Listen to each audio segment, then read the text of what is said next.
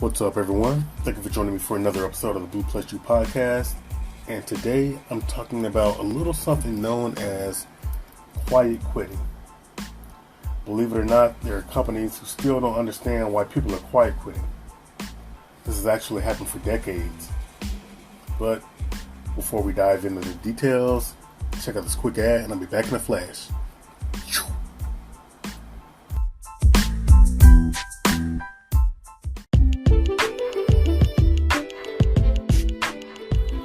You're looking for an online store with unconventional options?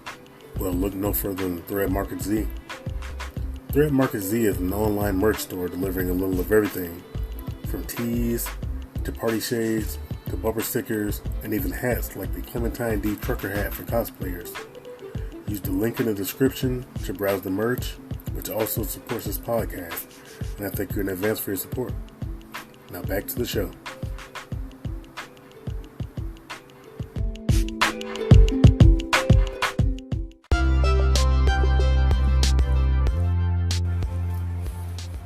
And I'm back.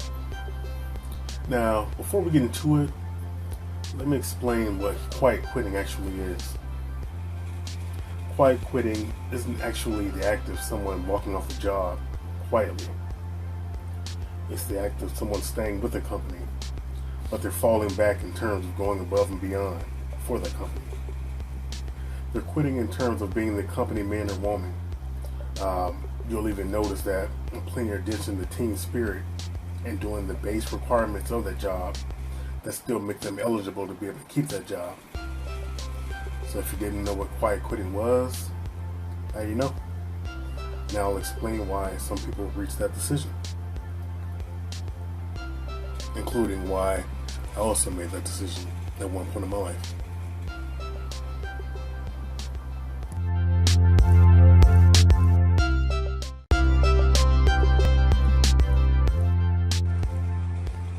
Quiet quitting happens more often than people realize, and it can actually happen for a number of reasons. Sure, someone can come into a company and quit out the probationary period, but that's not going to be the majority. The average person listening to this will understand where I'm coming from, but I do hope that owners and supervisors of the company, will take a step back and listen as well and truly soak in what I'm trying to say, because it's for the betterment of the team and the business. And truth be told, it doesn't matter what industry you're in. If you have employees, you may also run the risk of someone quiet quitting on you. Morale goes a long way. It helps encourage the team to keep moving forward for the good of the company. And some companies have incentives to keep morale up, like like an employee of the month, bonuses on your paycheck, gifts for birthdays, or something nice for the holidays and things like that. There's nothing wrong with that stuff, but there are also other things that go ignored or may even factor in some of these rewards, like when the tremendous effort a team member put in isn't acknowledged after going above and beyond. And it's even overshadowed at times by someone else being elevated due to favoritism, or the spotlight is more so being put on them for seemingly doing less work.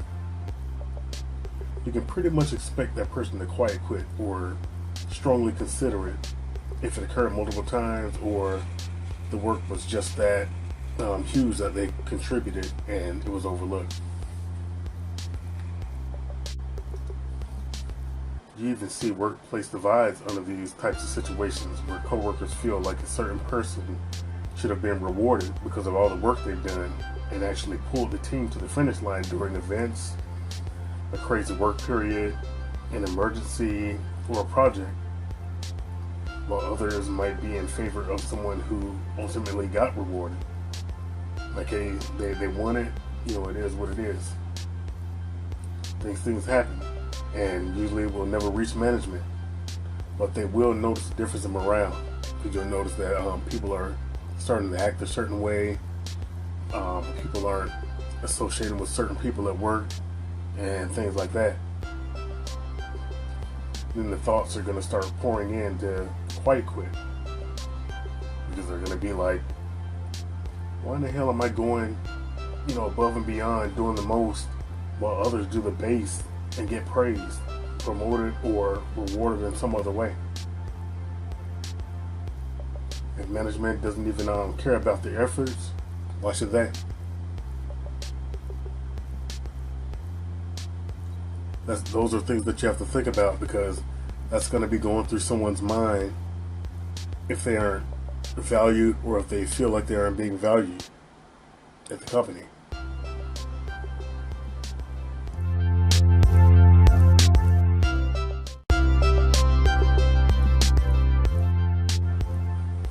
Oh yeah, and for the people who still don't understand why it's done, let's just say that there's some jobs out there with people doing backbreaking or mentally exhausting work. People put their lives on the line daily for some of these jobs. And you can even find people wearing back braces or even limping because of the heavy manual labor that some of these jobs require. This work affects their quality of life off the clock. So to go above and beyond is something that taxes their body to unknown degrees. So someone doing all that only to be overlooked, being shrugged off, or even having someone else take the credit without consequences. Quiet quitting just makes sense, and they can't be blamed. Think about it from their perspective. Why stay longer than I have to when I can spend that time with my family and still get paid, especially on a salary? Those are the thoughts of someone that's quiet quitting. Why go above and beyond when no one else does, when I can actually save energy to play with my kids or go and do something with my family or friends and not be dog tired or too sore to do anything? Those are the thoughts of someone that's quiet quitting. That's when the second thoughts are just pouring in, with more people reevaluating their lives versus quitting outright, the way many have done in the mass job exodus. Also, I think made more people start to reevaluate their lives and realize how short, life can be. And they don't want to be stuck in the workplace sun up to sundown with no light at the end of the tunnel and no reason to smile. This is partly why some people decided to downsize and just retire early after doing the math regarding expenses. It's like if they can truly enjoy life, have a more fulfilling life without being a part of the rat race and spending even more time in the workplace, they're willing to take that. It's like I'll be alright without the additional money. The math makes sense. We can take care of ourselves with this amount of money, and we'll be able to breathe easier and actually appreciate life a lot more.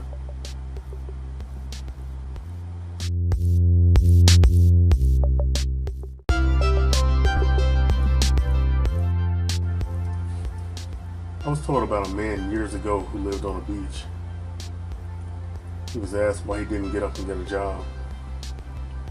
The man asked, why should he do all that work just to retire to come back to the beach and do what he's doing now? He said he's able to sell fish, enjoy his friends and family, and make enough for his daily necessities. He's happy with that. I think more people are starting to think like this type of person, because you can't get that time back, and having all the money in the world won't be able to buy happiness. A lot of the time you see some people almost building a fortress around themselves because it's hard to go out and be around other people without being the target of someone looking to get something from you. And that's based on their income level, or more so if someone knows their income level. life becomes, all about what's in their pocket for some. And so people long to truly enjoy life without being a target of someone. Like, are you genuine?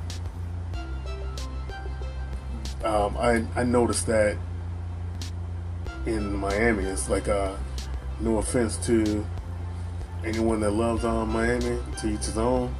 But when I lived there, because I'm not from there, I noticed the materialism right off the bat. And people being friends with people because of what they have, income level, condos, and we were blessed enough to live in some really nice places in Miami. But I wouldn't want anyone to be, a friend of mine based on the place that I lived, or how nice the pool is, or the condos, or whatever the amenities are.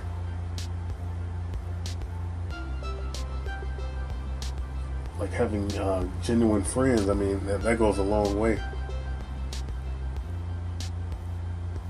Because if someone's superficial and their focus is on materials, like you don't know who to trust on that note. If you don't have the stuff, will they truly be there?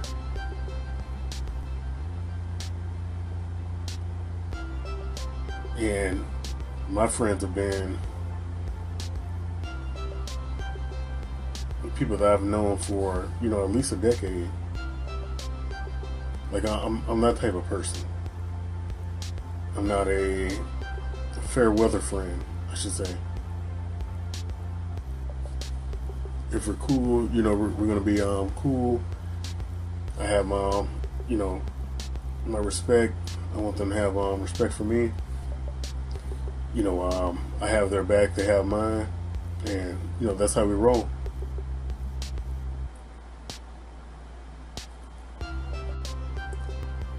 And I have to say this to the ladies out there.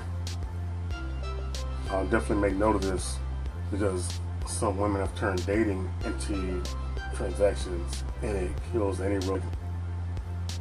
But that's a topic for another day.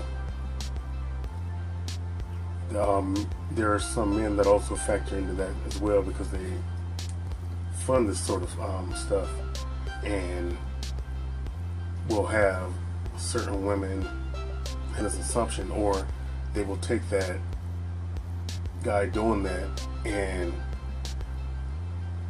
create this notion that all men have to do that, which goes back to killing any real chance of making a connection.